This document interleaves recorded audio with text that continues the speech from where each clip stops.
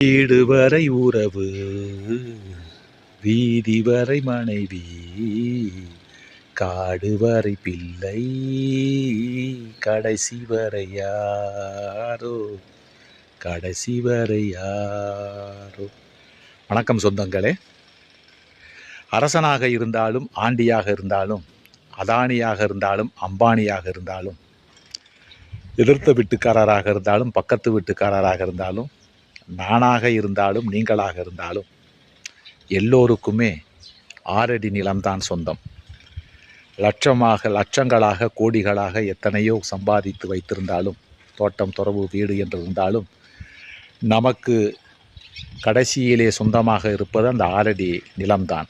அந்த 6 அடி நிலம் கூட 3 மாதமோ 6 மாதமோ ஆகும்போது அடுத்த ஒருவரை அதே இடத்திலே தகனம் செய்வதற்கு தயாராகி விடுகிறது.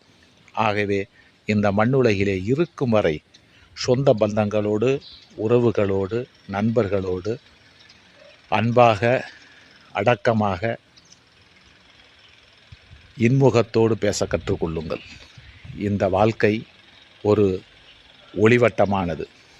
இந்த வாழ்க்கையிலே நமக்கு நிறைய கற்றுக்கொள்ளக்கூடியது இருக்கிறது.